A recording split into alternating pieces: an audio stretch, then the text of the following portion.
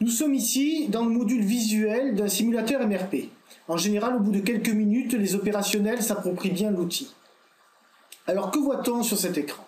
Déjà en bleu, on voit les prévisions de vente, la prévision de ma demande, semaine par semaine, pour une référence donnée. En rouge, j'ai le stock projeté, il est égal à 0, parce que pour l'instant, mon stock de sécurité est égal à 0. Je vais voir apparaître en vert clair les réceptions programmées, réceptions qui correspondent aux commandes dans l'écran du dessous. Ici sur la droite, j'ai un certain nombre de paramètres, notamment un paramètre référence, je peux choisir mes références, mon cycle de réappro, mon stock de sécurité, ma taille de lot. Alors comment fonctionne MRP? On voit qu'MRP, il va se débrouiller pour me commander le besoin exact pour faire face aux ventes, pas plus, de façon à ce qu'à la fin de chaque période, je sois à mon stock de sécurité, donc ici égal à 0. Les réceptions, elles viennent, elles, des commandes passées par le calcul des besoins, un cycle d'appro plus tôt, comme ici j'ai mis un cycle de réappro de 0, on voit que les deux courbes peuvent se superposer.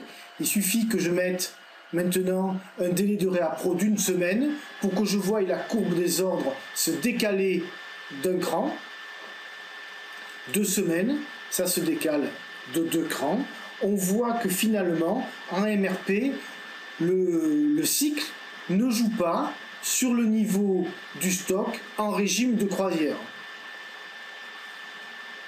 Si maintenant je mets un stock de sécurité pour me prémunir contre les aléas sur la demande ou les fournisseurs, je vois que MRP me reconstitue mon stock de sécurité, et une fois ce stock de sécurité constitué en ayant passé des commandes un petit peu plus tôt, il va me recommander exactement ce dont j'ai besoin pour couvrir mes ventes. Si je mets une taille de lot maintenant, non plus de 1, mais celle qu'aurait pu me négocier un acheteur parce qu'on est sur la Chine par exemple et que c'est une taille de lot un peu plus importante, si je mets par exemple une taille de lot de 1200, je vais voir qu'effectivement, je vais commander moins souvent, je vais avoir un stock moyen, non plus de 200, mais plutôt de 800, avec un stock en pointe à 1400. Donc il va falloir que je puisse le stocker. Et autre problème que je peux avoir également, c'est que je vois qu'ici en fin de période, je termine avec 1000 pièces en stock.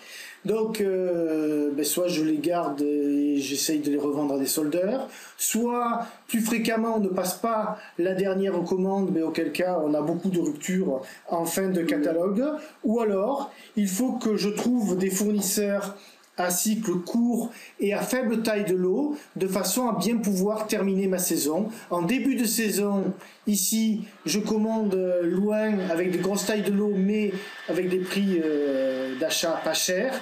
Et en fin de saison, c'est peut-être un peu plus cher, mais au moins je suis sûr d'avoir ni rupture, ni stock à la fin.